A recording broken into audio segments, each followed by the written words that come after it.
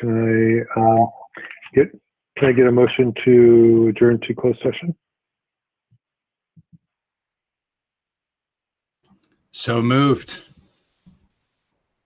Can I get Second. a second? Second. Fantastic. So Chris is not here. So Jennifer, Aye.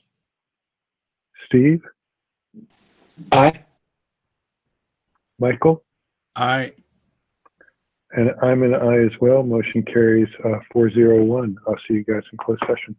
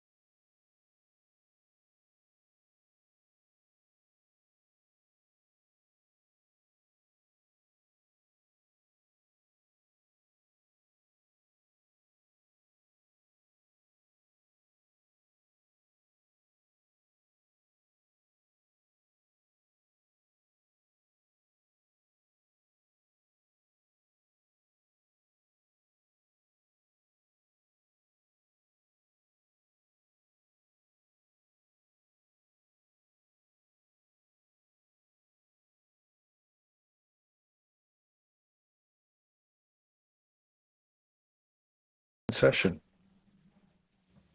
So moved. Second. Okay. Okay, I think you guys are going to be first and second for the rest of the evening. Thank you. So Chris isn't here. So Jennifer, Aye. Steve, Aye. Michael, Aye. I'm an aye as well, and the motion carries 401. Everyone, please stand for the Pledge of Allegiance. And ready, begin. I pledge allegiance to the flag of the United States of America and to the republic for which it stands, one nation, under God, indivisible, with liberty and justice for all. Thank you. Can I get a motion for the adoption of the agenda? So moved. To approve the agenda? Second. Okay. Jennifer? Aye. I'm an aye. Steve? Michael? Aye.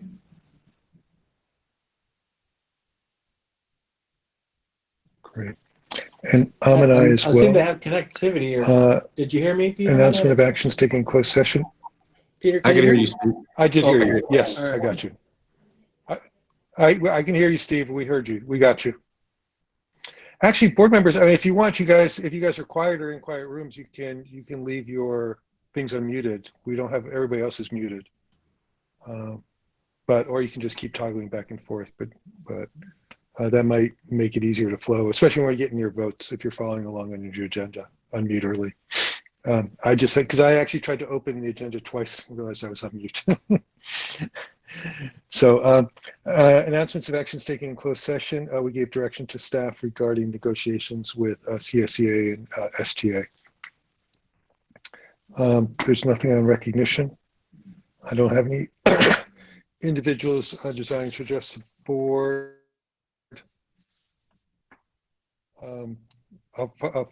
We did get some email, but I'll cover that in oral and written communications. Bargaining unit presentations.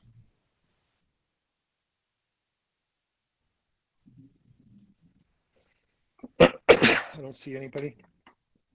Great. For board member comments, we'll just kind of keep going in the same order. Jennifer?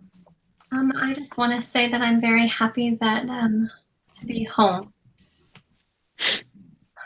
Yeah. I second that. Steve?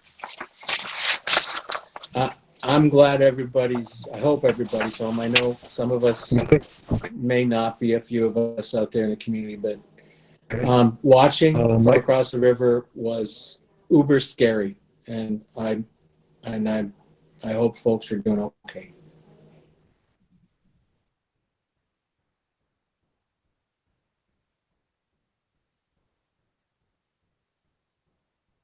Did we lose you, Peter?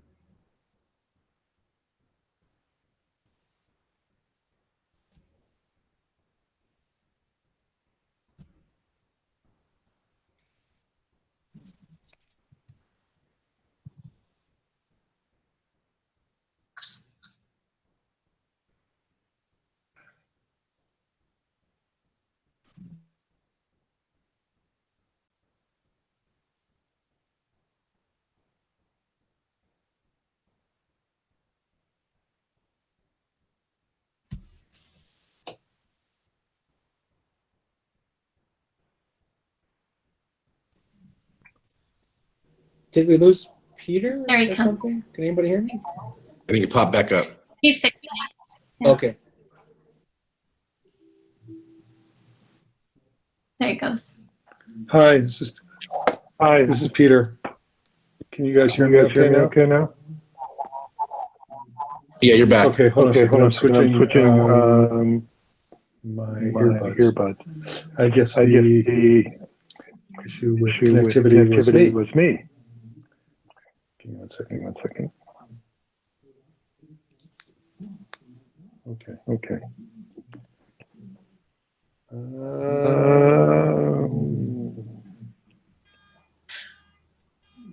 Okay, we'll try this a different way. We'll try this a different way, 'cause I've I got think you want a to feedback. mute your device and just go with your phone for audio, Peter. 'cause Yeah, that's what I did. I have a delay in my phone. So I'm just getting the phone to something else. Give me 1 second. Okay, we'll try that. You guys get me? Yes. Yep. Can you hear me? Okay now? Yeah, you have an echo though. Yeah, I got an echo. Okay, let me put my earbuds back in. Sorry, guys. We got some technical issues. It was working better before. Okay. I'm just going to roll with it.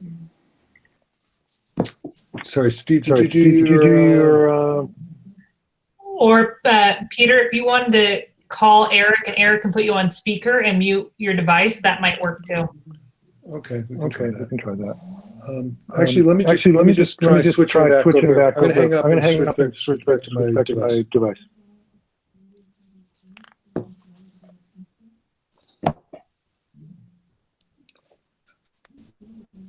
And Can you guys hear me? right here, Back.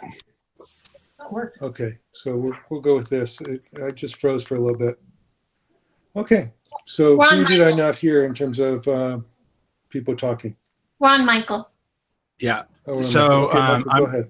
Yeah, I'm glad to be home too. And as a parent, the second day of distance learning, even though there were technical issues today, I just want to thank all the hard work all the teachers and the district put into it. I think I like the structure, and I just want to say I appreciate all the hard work everyone's doing to make this happen. So thank you. Okay. And did we already hear from Steve? Yeah, I went already. Okay, sorry, thanks. I just want to take a second, especially at times like this when things are in turmoil. For those of you who have been with me on the board for a while, I would always look towards our mission statement for direction. I mean, I'm glad to be back home, and two, I'm glad the fiscal year is able to start. But we do have a lot of issues moving forward in terms of how to best educate our kids with COVID, with the fires, and with everything going on. So I did want to take this moment to just read into the record our vision statement and our mission statement. And I think this helps give us some direction on how we should proceed with facing the struggles moving forward. Spreckels Union School Districts believes that our students are our core mission, and our community has a shared responsibility to provide an equitable, rigorous, world-class education in an innovative environment that values creativity, curiosity, collaboration, and diversity in order to promote lifelong learning. We fulfill our mission by creating learning opportunities that meet the diverse needs of all students and empower them to flourish both academically and socially emotionally. We nurture all students' strengths and resiliencies to help them reach their full potential. As an academic team and community, we model and instill the core values of compassion, kindness, and respect in all of our work. I know as we're facing struggles moving forward, I think as best we can keep those mission and vision statements in mind. I think that will help us. That being said, regarding oral and written communications, the board did get a written communication from STA president, and that can be entered into the minutes as well. Reports, Eric? Yeah, I've been waiting to say this for a while. We officially opened school, everybody. And by all accounts, it was a success. As of yesterday, we estimated that about 98% of our kids were able to log in and take part. And the ones that didn't, steps have already been taken to reach out to them. And I really believe that this is exactly what our needs as it settles back in and people move back in, just as much normalcy as we can provide right now. I want to take a moment to publicly thank a few people. First and foremost, our teachers have pulled off just the biggest upset in the world, and the fact they've learned in about 5 or 6 months how to teach completely different than what they were taught and what they've done in some cases for 30 years. So I applaud our teachers for pull us off as smoothly as possible.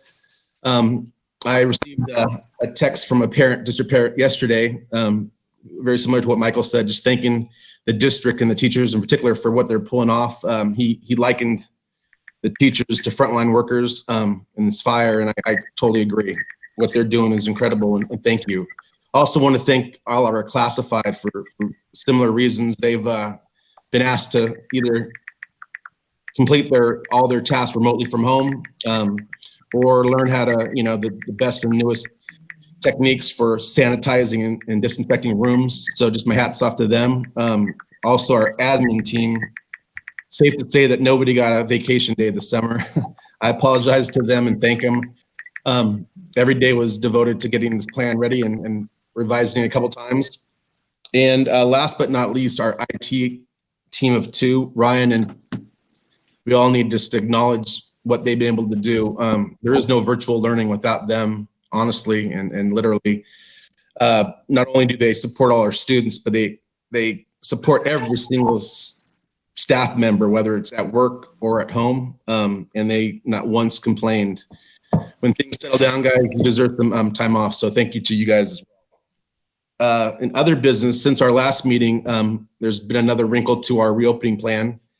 Late last week, the governor announced a new reopening kind of template. The monitoring list is now being replaced with a 4-tier colored system. I think most of you are aware of that. Basically, based on COVID rates and the rates of positivity, we're currently in purple, as most of you know, which is when COVID's widespread. The impact on our reopening still to be seen, but from what I understand, it will still require us, once we move from purple to red, which is the next stage that allows us to reopen, we need to be at that stage for at least 14 days. So if anything, I think the new system will require us to wait a bit longer.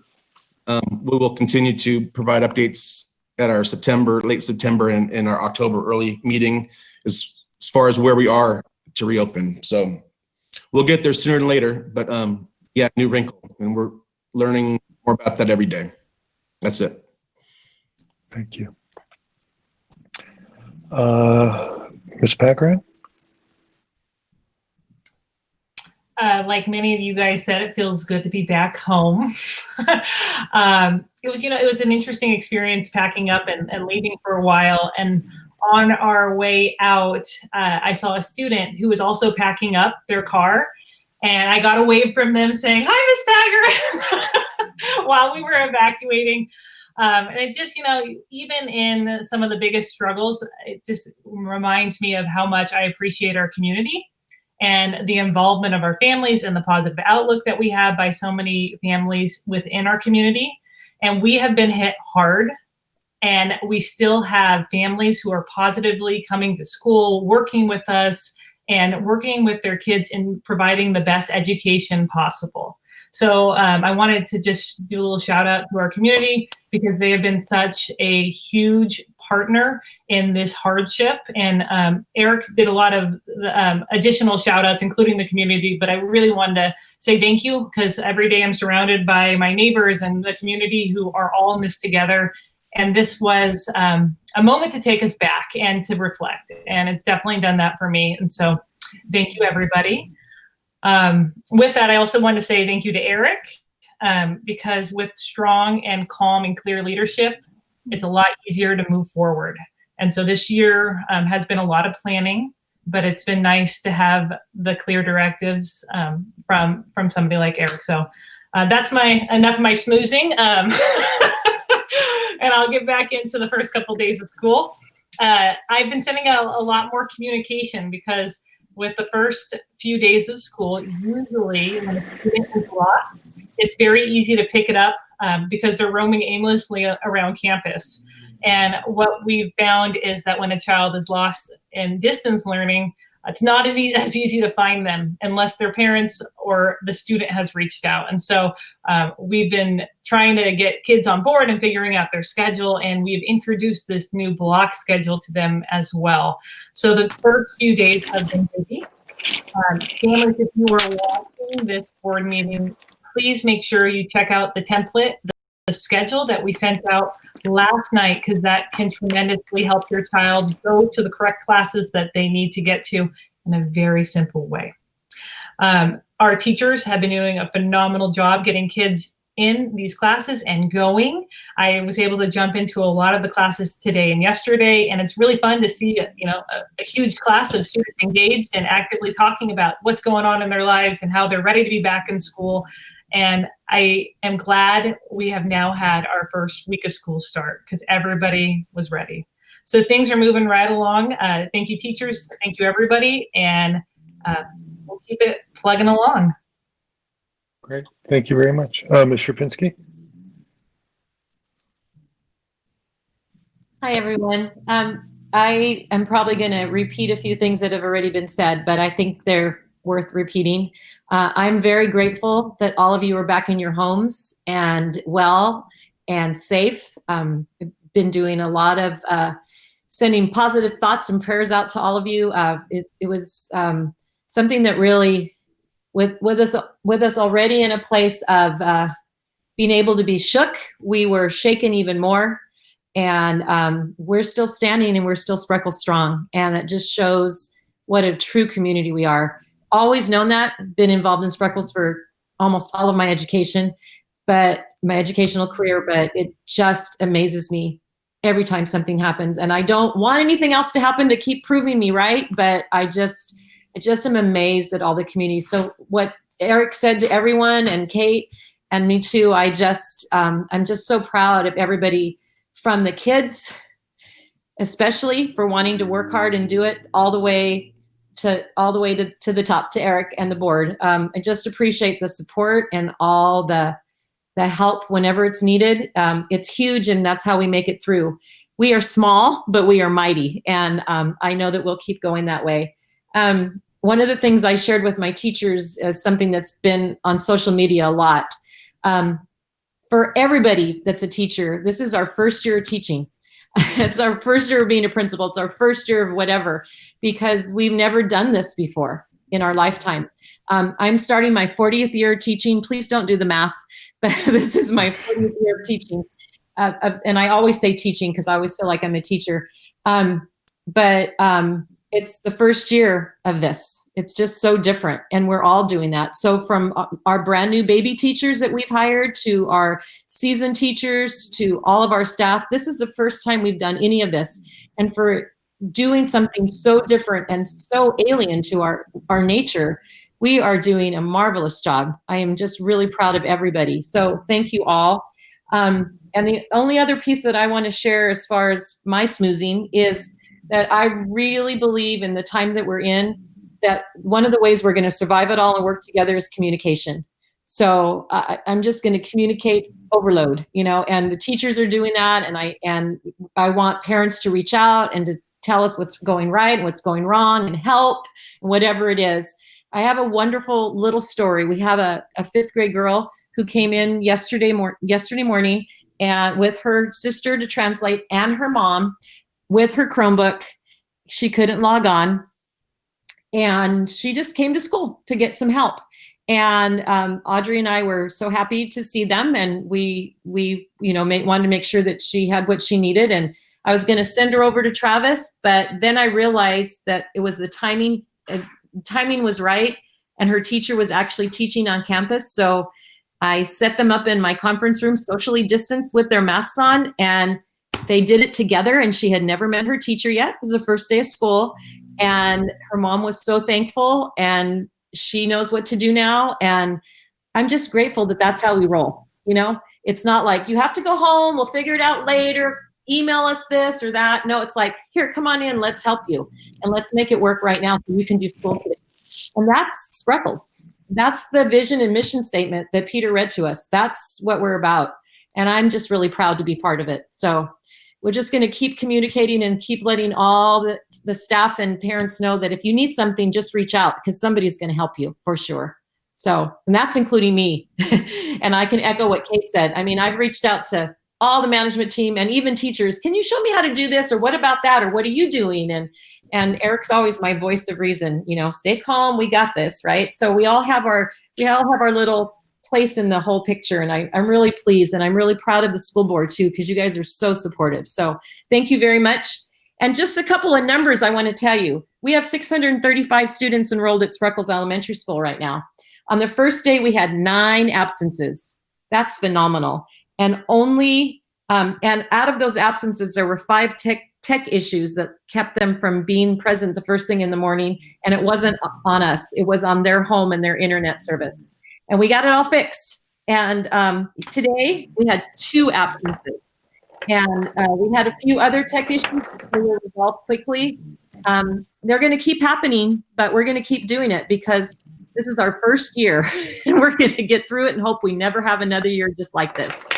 So thank you for listening, and thank you for all you do. Thank you. Do we have anything from SUAF or PTO? Nothing from SUAF. Okay. Let's go straight into the fund balance report. Peter, would you like me to do a screen share on this? Yeah, I think for some of these things, especially as we go into class configurations and stuff, it's easier for us to see it there. Okay, let me get it ready. And you can just leave on screen share probably for the rest of the. Okay. Okay, so here is the fund balance report, and it represents the period through August 31st. We're still seeing your video. We're seeing you. Oh, it's not sharing? Okay, hang on.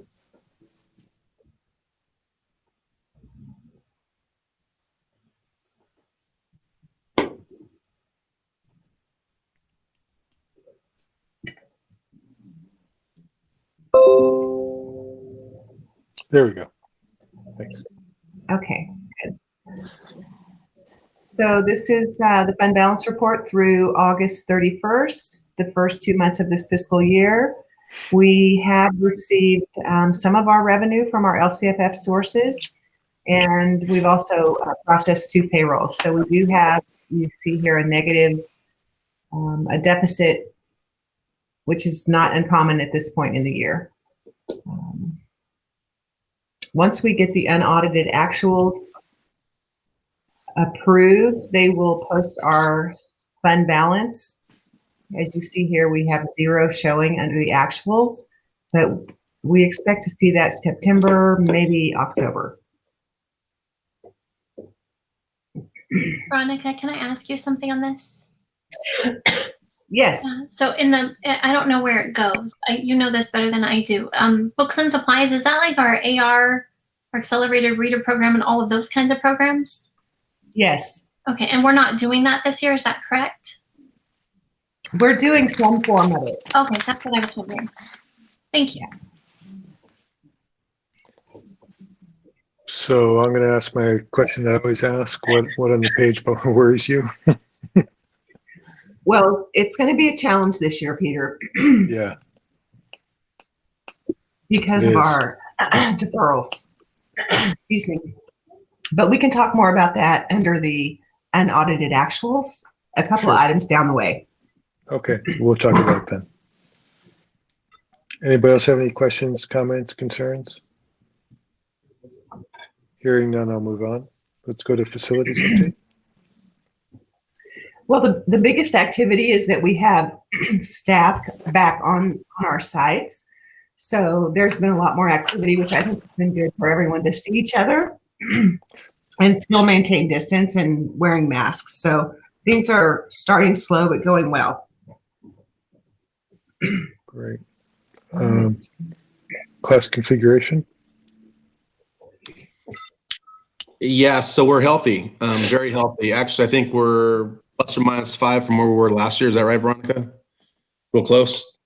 We're one less than last year. We're Okay. 984, and we were at 985 last year, which is amazing. Yeah, we really didn't know what to expect yesterday. As far as we had heard just a couple kids going to homeschooling or moving over the summer, but really didn't know until, well, not the doors open, until the computers open yesterday. But yeah, we're healthy, and this will allow us to transition into our next phase, whenever that is, pretty smoothly. Great. Any questions regarding class configuration? Okay, hearing none. Quarterly treasurer's report.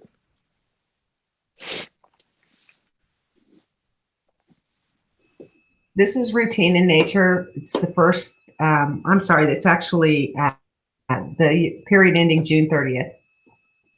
Nothing unusual. Okay. Yes, it's boilerplate. Any questions? I'm glad we don't have blanket on his name. The board member used to love to talk about this, but our Mr. economist. McNabb? Yes, Yeah. Mr. McNabb. He loved that one. Let's go on to the request for allowance of attendance. So to kind of pick us up where we left off a couple of Saturdays ago, emergency meeting, by postponing the start date to yesterday, that means we are 8 instruction days shy, and the conversation was we're going to put in a waiver for a couple, and then work with the groups to reschedule the other instructional days. And so the direction was to go back and meet the groups we did. Those talks are ongoing. Our goal is to put back as many of those instructional days as we can to to mitigate the learning loss the best we can. So our goal is to come back at our late September meeting with hopefully a finalized version of this waiver, as well as a revised calendar, so our community could have an idea what hopefully the rest of the year will look like without any changes. So that's the plan. Thank you. Anybody have any questions regarding this? Hearing none, we'll move on. Let's go to the learning continuity and attendance plan.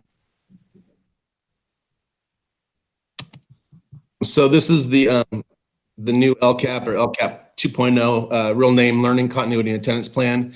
Now, most of this really takes from different meetings we've had, conversations with the reopening group. Specifically, it takes right off our reopening plan. There's a section about what our in-person instruction looks like, what our distance learning will look like. What is new, though, there is a major section on learning loss, knowing that the way spring ended and the way this year's, there are going to be quite a few kids that are going to be having some gaps to fill. So specific to this, we are recommending we do a couple things to address that. The first would be obviously coming back with a calendar that maximizes those instructional days the best we can. But also, we are recommending to hire a temporary intervention teacher to work with the principals and teachers to identify the kids that are suffering the most from learning loss and work out a virtual intervention program with them. Temporary because a lot of what's in this plan comes from new one-time funding from the learning loss mitigation funds, which have different deadlines, and those deadlines are actually under discussion. Hopefully they'll be flexible enough to get us through the year. The next recommendation is for us to extend the school year by offering I guess, for lack of a better word, a summer school to extend on, ideally 4 weeks to the end of the year to make up some of what was lost in the spring and this year. And the third one we're real proud to announce, this is actually a great partnership with CSUMB. CSUMB, like any other school, is doing their best to adjust to distance learning. And what they're doing is they have a big service learning requirement for all their students. And we've met with the dean of the program, and they're setting up a service learning plan for the districts to provide us with college kids to support our teachers and our students in class. It's a 3-phase program. Mrs. Mendoza, thank you. She's going to run lead on this. She's our ELD teacher. So the idea would be that whatever teachers would like additional support, first phase, those college students would help them prepare resources for online learning. The second phase, after the students go through a different type of training and screening, they would actually be invited into the virtual meetings to help in breakout groups to provide more support. And then ideally at phase 3, once we mission slips and things like that, it would be basically free tutors for parents that would require that. So we're excited. That's a brand new partnership we're entering now. So are there any questions on the other parts of the LCAP? Again, a lot of it's review. There's talks about what we're doing social emotionally, food service. Any questions? Anybody have any questions or comments? For Harmony at Home, Eric, I saw the portion in there that we to provide that support service for the students who are needing it. Is there something that has gone out to the parents to say, you know, with everything going on this school year, please reach out if your student needs these extra services, that we're here for them? No, that's a good idea. The normal referral process takes a while, but we know that's probably, we need to expedite that. So normally it goes to the teacher after the teacher has an idea about the kid, there's a recommendation made. The principals are going to work with the teachers to kind of like, again, fast forward that. I will reach out to parents because I think if they haven't seen already, they'll be the first ones to say we need this. So the counselor's ready to go. And thank you. That's a good reminder to reach out to parents tomorrow. Any other comments? The one thing I would say is I'm glad that the state's providing, the money to help mitigate learning loss. I think it's, clear as well that you have to assume that there is at least some amount of learning loss between what happened at the end of last year and what we're struggling through this year, and to pretend otherwise doesn't help us or our students. So I'm glad that we're attacking that and trying to mitigate learning losses as best we can. So I thank you and the rest of the team for that. Moving on, I need a motion to convene to public hearing. So moved. Second. Okay, Jennifer? Aye. Steve? Aye. Michael? Aye. And I'm an aye as well. We are now in public hearing. So pursuant to the Education Code, we are holding a public hearing on the 2020 to 2021 Learning Continuity Attendance Plan. And if there's any public comment, now would be the time. Hearing none, I need a motion to adjourn from public hearing. So moved. Second. Jennifer? Aye. Steve? Aye. Michael? Aye. I'm an aye as well. Motion carries 401. Thank you.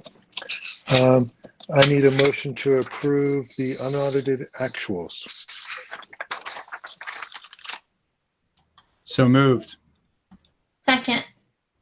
Okay, Veronica, you want to walk us through this? Yes, I'm just going to focus on page 60 the board packet. Hopefully y'all can see this screen. And I want to concentrate on the ending fund balance, which increased a little over $200,000 from our projection at second interim. And this was due to expenditures that we did not incur from March to June. For example, we didn't have all the substitute costs that we normally would have seen. There were some contracted services that we were not able to take full advantage of because of the shutdown. So in the fiscal impact of this is helpful to our ending fund balance. And we ended with a position of $5.1 million. And so when we take that position plus the projected revenues of $10 million for the year, less the expenditures for the year, we anticipate an ending balance this year of $5.5 million. And as you know, we use this form to sort of show designations of that ending fund balance or reserve, if you will. And so I've updated this form that you see every time we bring this report. And I've put the balance or the increase, the excess, if you will, in this last column or this last row that's highlighted yellow. That 1.9 million is a projection of 35% of our total state aid that will be deferred this year. So it is really so important that we have this nice, healthy reserve. I don't anticipate us needing to go out for any kind of trans, which is a temporary revenue note where you have to borrow money to meet your cash flow needs. So this was all very good news once we got the books closed, if you will. The next step will be to send this to the county for their review. And then next week, our auditors are coming and they'll do all of their testing to see that we did indeed spend the resources as we stated and that they were all appropriate. And once they get done with theirs, we'll issue the final report to the state of California. Very good news. Any questions or comments?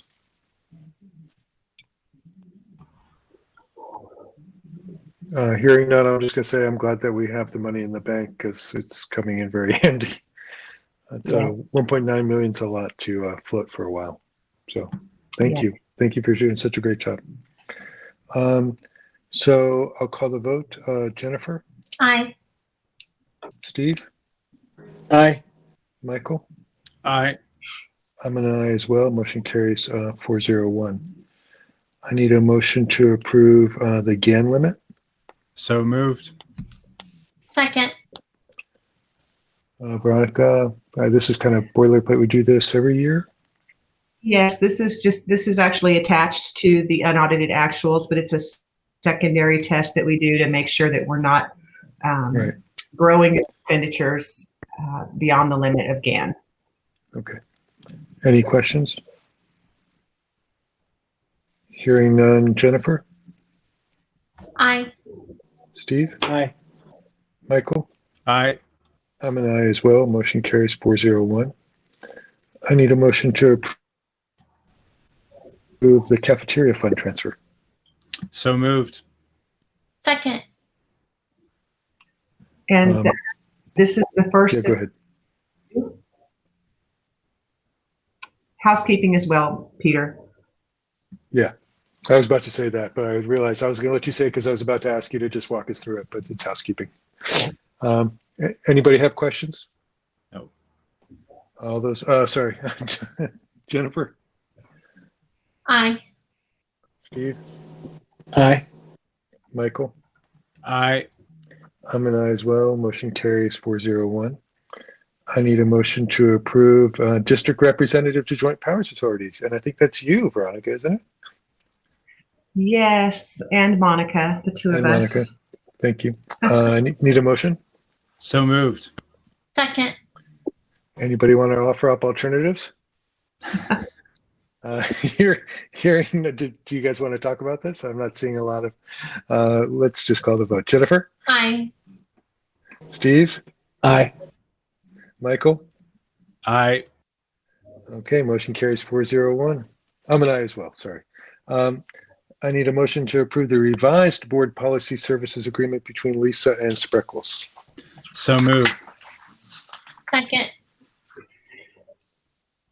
And what Peter, changed? if I could just quickly I missed the explain. change. Yeah, I'm not going to rush you. Yeah, I didn't know what changed. the change is related to her status as a current retiree.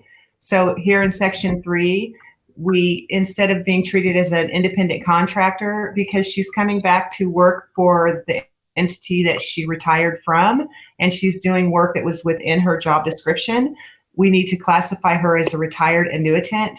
And that way, PERS, the retirement system, is happy with her working with us in this facility or in this fashion. Okay, so it's like legal jumps that we had to go through. Exactly. We're still maintaining the total that we presented you in terms of what she could earn working with us, what the service will cost. Right. We are just changing how she'll be treated in terms Okay. of the payment. Furthermore, we don't want to disrupt her retirement. Yeah, makes sense. Right. Sounds like we're just making sure we don't screw up her retirement funds. So I'm good with that. Thank you. That is exactly it. Exactly. I honestly just looked at the money amount. It didn't change. And I was like, okay, I didn't understand it. So, Yeah, okay. yeah. Okay. Jennifer? Aye. Steve? Definitely aye. You want to let Lisa stay retired. Michael? Aye. I'm an aye as well. Motion carries 401. I need a motion to approve a request for job leave. So moved. Second. So the recommendation is actually to not approve. This was kind of a sudden, kind of a strange request. Mr. Martell is one of our noon duty, but he's basically he's working elsewhere, so it doesn't make much sense to approve this under the circumstances.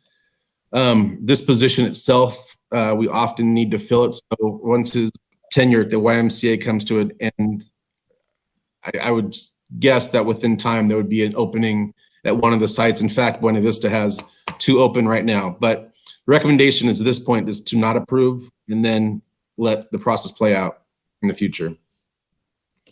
Okay. Board member comments, questions? We can amend. I need a motion to amend our, or actually, should we, I guess from a procedure. You want me to make a motion, Peter? I'll make. Yeah, can you make a motion? Somebody make Motion to deny the job leave request. Okay. From Point of order. Don't we have a motion already? We have a motion already, so we would have to vote against the motion we have, and then we can substitute, or we can amend what we're voting on. Well, I could do an amendment if it's accepted by Mike and Jen. An amendment would be, instead of approving it, would be to deny it. I accept the amendment. I accept the amendment. So, okay, so what? Okay, so now what we're going to vote on is, so to be clear, we're going to vote to deny, a yay vote is denying the request for job leave. Okay. Monica, is that clear? Yeah, so I have a motion right now to deny the request for a leave of absence, and it's rescinding the original one to approve it. Yes. Okay, great. I just want to make sure we're doing everything right, because sometimes my Robert's rules of order are not great. But okay, so Jennifer? Aye. Steve? Aye. Michael? Aye. I'm an aye as well. We are voted to reject the leave request. Okay, committee updates?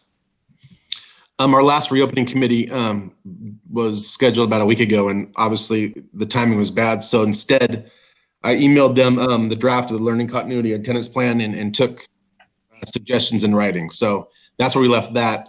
We are going to reconvene the group again, probably towards the end of September, as one of the criterion for us truly reopening is getting that group's recommendation. So when things start to go in that direction, we'll be reconvening and bringing that to you. Great, thank you. Conflict of interest code biannual review. Peter, this is just a process we go through every 2 years to ensure that our conflict of interest code is the most current. And so we're bringing this as information because there are no changes required. We have met the terms. It's less than 5 years since we did the last one. So we're just sharing this as information and to make a board record that will then send on to the supervisors, the Board of Supervisors. Anybody have some questions about the conflict of interest? Great. Final read of the COVID-19 mitigation plan. I need a motion to adopt. So moved. I think this one we want to adopt. Second.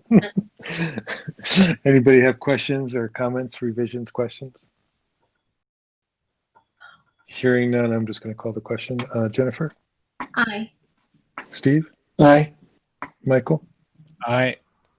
I'm an aye as well. Motion carries 401. I need a motion to approve the drug and alcohol-free workplace. So moved. Second. A lot of updates on that, a lot of red. I know that the mitigation plan was quite lengthy. Real quick on this drug and alcohol-free workplace, this is a review only. You will not see it twice like we do with our regs and our policies. because this is an exhibit, and basically we are just reviewing it and updating it to remove a reference that lived in the document to McSig. So since we're no longer with McSig, we just are reviewing this, updating it, striking it. You shouldn't see this again for a while. Okay. Any questions or comments? No. Jennifer? Aye. Steve? Aye. Michael? I I'm an aye as well. Motion carries 401. And we have a motion to approve, or is it endorse, Prop 15, California School Local Communities Funding Act. I think Steve was going to kind of, there you go, Steve. Yeah, we need to have the motion before we can talk about it, though. so we're moving to endorse or approve. Well, I guess it's approve a resolution endorsing. I think it's approving a resolution endorsing Prop 15. Yeah, that would be the action, Mike. That would be the action. Yeah. So moved. Second. I guess Superintendent asked me to talk about this resolution. Backstory on this, for those of you that aren't familiar, not just the board, but the community. In 1978, there was a ballot measure on the November ballot called Prop 13, which kind of held primarily most properties in California in a holding pattern unless they went for sale. However, that included commercial properties that have found a way over time to skirt that holding pattern and stay in it. For example, the Staples Center has been held in proxy for many decades and has not been reassessed since the 70s. That property at the Staples Center is now on down south. Or how about the Transamerica Tower in the financial district of San Francisco? Also the same situation. That company hasn't been in San Francisco for years. They're actually down in SoCal now. When the Prop 13 was implemented, California was one of the most generously funded education systems, K-12, K-14, in the nation. And after that, 1979 moving forward, we went straight to the bottom. Now with Prop 30 and 32, 30 and 55, we've come up some, depending on how you look at the data, to the low 40s, high 30s when ranked with other states. But we still have a ways to go. And commercial properties need to pay their fair share. So that's what this is really about. If you're a small business, commercial property holder, and your value of your property is under $3 million, you will not be impacted. If you're a homeowner in California, you will not be impacted. This is only for properties valued at over $3 million. Ag land is exempt, but to be transparent, a wine tasting room on a parcel of ag land would not be exempt, to give a concrete example. What this will do will bring revenues and reassess properties in those categories of those values every 3 years moving forward. And California still will be one of the most least assessed taxed commercial property states in the nation. But they need to pay their fair share, and they haven't for quite some time, for decades. What this will do is bring 60% of the revenues to communities, services, and 40% of the funding to schools.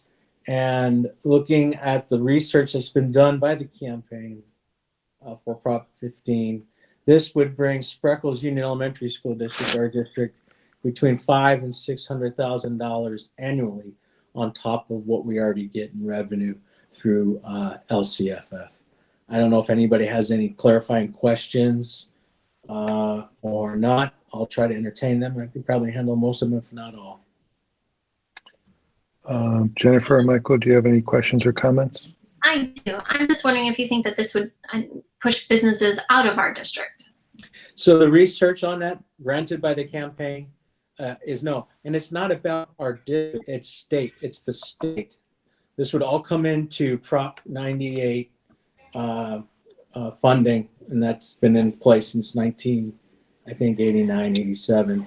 So this isn't, this is about, if the question is push businesses out of the state, research says no, we're still assessing commercial properties less than our neighbors. Okay, thank you.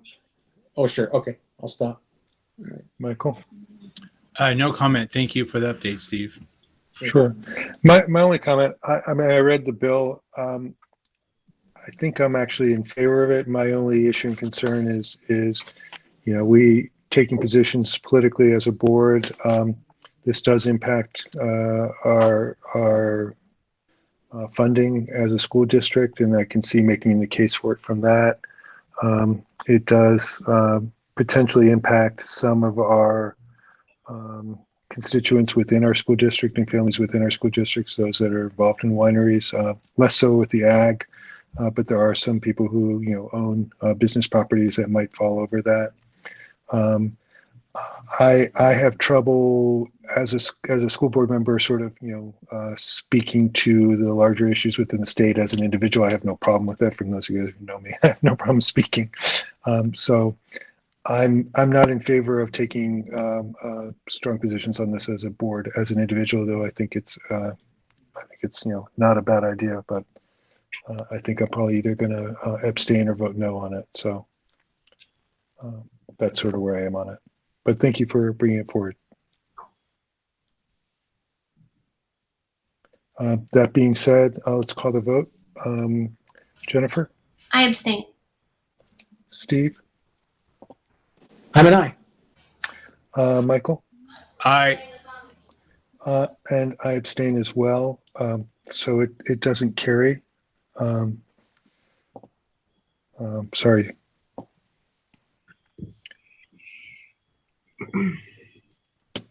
I don't know. Just a point of order. It doesn't carry because the number of votes didn't meet quorum. You need 3. You need a majority of the board members to vote for it, even if we only have 4 here. So there have been times when there were only 3 of us and we had to be unanimous or something would fail. Yeah. Thank you for the clarification. Yeah, no, I learned that one once the hard way. So, but I don't know what our rules are on bringing it forward when all 5 are here, and I don't know how Chris was going to vote on it, but I think it's a worthwhile bill. So, could have a motion to table it the next meeting if Chris, and see if we have everybody here. It's an option. Well, I mean, we've already voted it down, so I don't think we can. Yeah, I don't think we can now. I think we voted it down. I don't know if we can bring things back. I don't know what the Roberts rules are on that. Well, you can unless it's different. So unless it's different, yeah, we can't bring it back if it's different. Okay. Yeah, I'm sorry. What? I was just going to ask if you wanted us to get a legal opinion on bringing it back when there's a. I think once it's failed, it's failed, and that's okay. I think we did it. I think Steve, I think you did a good job bringing it forward to educate the public on it. I actually, like I said, me personally, I think it's a good thing, but I think we just have to not endorse it as a board. Moving on to consent items, I need a motion to approve the consent items. So moved. Second. We would Does like anybody to want to pull anything out? Yeah, does anybody want to pull anything out? Yeah, just kind of acknowledge our foundation for their donation of $43,000. That's amazing generosity, especially considering last year they couldn't hold their main fundraiser. So big thank you to them. Thank you. Jennifer? Aye. Steve? Aye. Michael? Aye. I'm an aye as well. Motion carries 401. Future agenda items. Does anybody want to add anything? So this is for the October 6th. I don't see anything about the special board meeting in September. Is that just because there's a special board meeting and that agenda is set? The only thing that will be on that agenda at this point is the LCAP adoption. Okay. Yeah, I figured that was a single issue meeting. I just didn't know Yes. from a procedural standpoint if we needed to put it on here as an agenda item. No, In terms no. of, okay. We had agendized it when we called the special, well, when we took the action to hold it. Okay, no problem. Thank you. Anybody want to add anything to October?